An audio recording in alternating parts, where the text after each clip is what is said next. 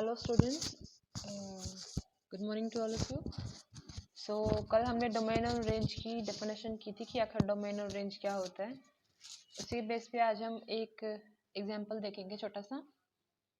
So the given question is find the domain and range of the relation R given by. R को define किया है set builder form में। तो are को कैसे लिखा है कि आर में वो सब ऑर्डर्ड पेयर आते हैं X Y such that Y is equals to x plus 6/x, और जहाँ पर where X Y belongs to natural number and x is strictly less than 6, यानी कि आर जो आपका रिलेशन डिफाइन है उसके अंदर एक्स वाई ऑर्डर्ड पेयर आते हैं। किस तरह के क्या क्या वो कंडीशंस को सेटिस्फाई करते हैं कि जो y की वैल्यू है किसके इक्वल होनी चाहिए, x प्लस 6/x के इक्वल होनी चाहिए, और जो x और y की वैल्यूज है दोनों ही क्या होनी चाहिए, नेचुरल नंबर होनी चाहिए। And the third condition is कि x की वैल्यू जो है स्ट्रिक्टली लेस देन 6 होनी चाहिए।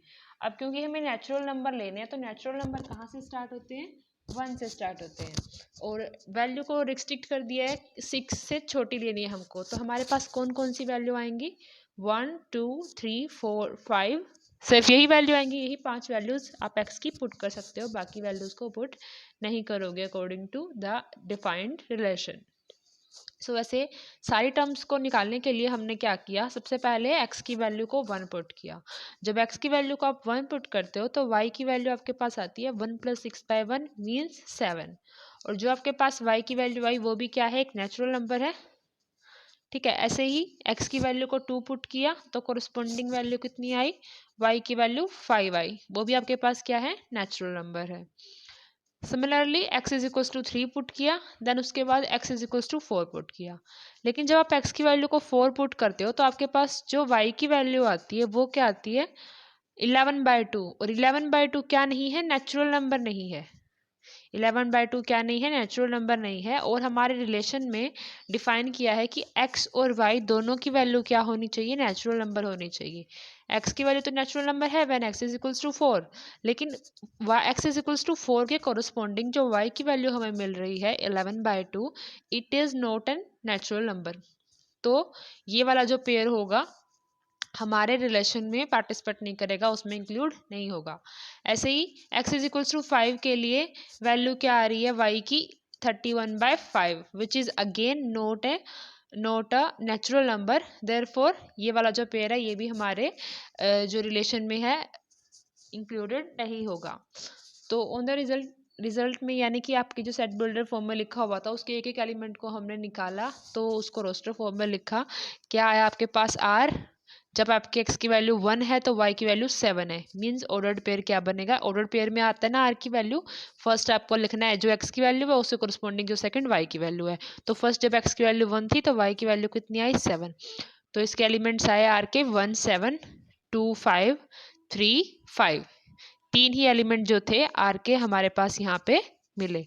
सो आपको इसमें निकालना था डोमेन और रेंज। डोमेन और रेंज क्या बताया था कल कि जब आप आर को एक एक एलिमेंट्स को अगर आप लिख देते हो, उसी के बारे में बताया था कि अगर आप एक एक एलिमेंट को अलग अलग आर में लिख देते हो, जैसे कि हमने आर में यहाँ पर लिखा 1 7 2 5 3 5, तो क्या आता है, रिलेशन के अंदर जो ऑर्डर्ड पेयर होते हैं उसके अंदर जो फर्स्ट कंपोनेंट होता है यानी कि जो मोस्टली एक्स कंपोनेंट जिसको हम बोलते हैं वो क्या होता है, आपकी डोमेन की वैल्यूज होती हैं, और जो सेकंड कंपोनेंट होता है वाई कंपोनेंट होता है उनकी वैल्यूज का जो सेट होता है वो क्या होता है, रेंज बोला जाता है। तो यहाँ पे हमारे पास डोमेन क्या आई आर की, R is here not real number, it's a relation. So domain of this relation, domain of R is equals to 1 2 3 का जो सेट बनेगा वैल्यूज का वो क्या होगा, हमारा डोमेन। और जो सेकंड वैल्यूज है 7 5 और 5 टू टाइम्स रिपीट कर रहा है तो एक बार लिखेंगे तो आपके पास आएगा 5 और 7, ये दो वैल्यूज हमारी क्या फॉर्मेशन करेंगी, रेंज की फॉर्मेशन करेंगी। तो रेंज में आपके पास आएगा 5 और 7। This is how we calculate the domain and range. अब देखो हम क्या करते हैं कि दो अगर हम सेट लेते हैं ए और बी, उसके अंदर ए क्रॉस बी में हमने, अच्छा चलो डिस्कस करते हैं। पहले टॉपिक क्या है, टोटल नंबर ऑफ रिलेशन, कि क्या कुछ हम ऐसा कर सकते हैं कि जिससे हम ये निकाल पाएँ कि अगर आपके पास दो सेट दिए हुए हैं या एक सेट दिया हुआ है, दो सेट भी होता है, एक सेट में भी होता है, फिलहाल हम दो सेट को कंसीडर कर रहे हैं कि आपके पास दो सेट दिए हुए हैं, तो ए और बी हम क्या करते हैं, ए से बी तक या ए इंटू बी क्या करते हैं, रिलेशन को डिफाइन करते हैं, रिलेशन को डिफाइन करते हैं। और एक सेट से दूसरे सेट पर रिलेशन डिफाइन करने के मल्टीपल वेज हो सकते हैं। उस तरह से नंबर ऑफ रिलेशंस अलग अलग होंगे, अलग अलग अगर तरीकों को बदल दोगे, अलग अलग रिलेशन डिफाइन कर दोगे, तो उस हिसाब से क्या हो जाएंगे, अलग अलग रिलेशंस बनेंगे। तो अगर हम निकालना चाहें कि ए से बी के बीच में कितने रिलेशंस बनाए जा सकते हैं, उनका नंबर क्या होगा, तो उसके लिए हमारे पास भी एक फॉर्मूला होता है। वो क्या होता है वो हम देखते हैं। जैसे कि टोटल नंबर ऑफ रिलेशन अगर आपको निकालना है, मान लिया ए और बी दो सेट दिए हुए हैं, दोनों क्या है, नॉन एम्प्टी हैं और फाइनाइट हैं। ए की जो कार्डिनैलिटी है means number of elements in the set A is M and number of elements in the set B is N respectively. Then number of ordered pairs in A cross B. अब हमने पढ़ा था कि जो A cross B की cardinality होती है क्या होती है, number of elements of A multiply number of elements of B होती है। तो कितने ऑर्डर्ड पेयर आएंगे या फिर कितने एलिमेंट आएंगे, दोनों एक ही बात है। तो number of elements in A cross B will be equals to M into N आएंगे। अब जो लास्ट चैप्टर था उसमें हमने पढ़ा था कि अगर किसी सेट में n एलिमेंट्स हो, सेट वाले चैप्टर में हमने किया था कि अगर किसी सेट में n एलिमेंट हो तो उसके कितने नंबर ऑफ सबसेट्स बन सकते हैं, उसके 2 raise to the power n जो नंबर आता है, ये जो वैल्यू आती है, उतने नंबर ऑफ सबसेट्स बन सकते हैं। ठीक है, ये हमने लास्ट चैप्टर में किया था कि अगर आपके पास कोई सेट गिवन हो, उसके अंदर n एलिमेंट्स हो, तो उसके कितने सबसेट हम बना सकते हैं, 2 raise to the power n जो नंबर आता है उतने सबसेट हम बना सकते हैं। अब देखो जो रिलेशन होता है वो क्या होता है, सबसेट ही तो होता है ए क्रॉस बी का। रिलेशन क्या होता है, सबसेट होता है ए क्रॉस बी का। ए क्रॉस बी में जितने भी एलिमेंट्स होते हैं उसमें से कुछ को उठा के हम लिख देते हैं और वो उसको क्या डिफाइन कर देते हैं, मतलब वो क्या बन जाता है, रिलेशन बन जाता है। तो जितने भी आप इस तरह से अलग अलग तरीके से अलग अलग सबसेट्स बना पाओगे, एक में 3 है, एक में 4 एलिमेंट है, एक में 2 एलिमेंट है, एक में 2 दूसरे एलिमेंट है, या कुछ भी किसी भी तरीके से आप जितने भी सबसेट्स बना पाओगे, उतने ही तरीकों से आप उतने ही रिलेशंस भी बना पाओगे। मीन्स जितने भी नंबर ऑफ सबसेट्स पॉसिबल होंगे, maximum possible number of subsets होंगे जो बन सकते हैं, वही क्या होंगे, maximum possible number of relations होंगे। क्योंकि जितने सबसेट आप बना पाओगे उतने ही आपके पास रिलेशंस डिफाइन कर पाओगे।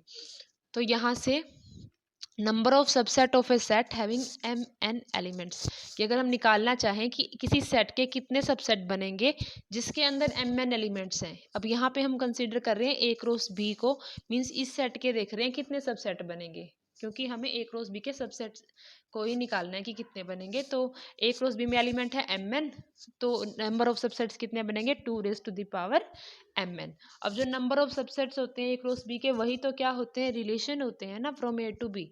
नंबर ऑफ सबसेट जो भी होंगे ए क्रॉस बी के जितने भी बनेंगे वो क्या होंगे, नंबर ऑफ रिलेशन होंगे। तो यहाँ से हम क्या बोल सकते हैं कि total number of relations from A to B, कि जो टोटल नंबर ऑफ रिलेशन बनेंगे वो क्या होंगे, from A to B 2 raise to the power M N होंगे। नंबर ऑफ सबसेट और number of relations from A to B will be almost the same thing, right. So इस तरह से भी आपके पास कुछ क्वेश्चंस आते हैं जिसमें ऐसा कुछ पूछ लिया जाता है। तो जैसे कि क्वेश्चन दिया हुआ है कि let A is given as X Y Z and B is given as 1 and 2। दो सेट दिए हुए हैं ए और B, X Y Z element है, एक में 1 और 2 एलिमेंट्स हैं।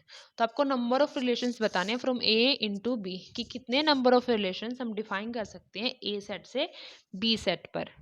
तो यहाँ पे ए की कार्डिनैलिटी क्या है, एक्स वाई जेड 3 एलिमेंट है और बी की कार्डिनैलिटी क्या है, 2 एलिमेंट है, मीन्स 2 है।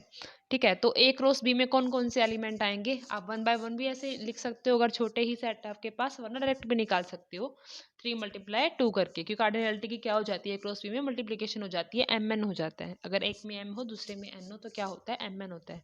तो ए क्रॉस बी में आपके पास एलिमेंट आएंगे x1 x2 y1 y2 z1 z2। कितने आए टोटल, 6 आए। और वैसे भी हमारे पास क्या आ रहे थे, कार्डिनैलिटी ए क्रॉस बी की क्या होती है, ए की कार्डिनैलिटी मल्टीप्लाई बी की कार्डिनैलिटी, यानी कि 3 × 2 = 6। यानी कि ए क्रॉस बी में हमारे पास टोटल 6 एलिमेंट हैं, लेकिन हमें क्या चाहिए, number of relations. Number of relations क्या होंगे, जितने भी नंबर ऑफ सबसेट्स हम बना पाएंगे ए क्रॉस बी से, वो क्या होंगे, हमारे पास नंबर ऑफ रिलेशन होंगे। और अगर आपके पास किसी सेट की कार्डिनैलिटी है तो नंबर ऑफ सबसेट्स क्या होते हैं, अगर किसी सेट की कार्डिनलिटी n है तो उसी नंबर ऑफ सबसेट्स कितने होते हैं, 2 raise to the power n। तो यहाँ पर हमारे पास कौन सा सेट है, A क्रॉस B है, हमको इसका क्या निकालने हैं, नंबर ऑफ सबसेट्स निकालने हैं। तो इसकी कार्डिनलिटी है 6, तो नंबर ऑफ सबसेट्स कितने हो जाएंगे, 2 रेज़ टू द पावर 6, यानी कि नंबर ऑफ रिलेशंस क्या हो जाएंगे, A to B 2 raise to the power 6 which is equals to 64। तो total number of relation from the set A from to the set B कितने हो जाएंगे आपके पास, 64 हो जाएंगे।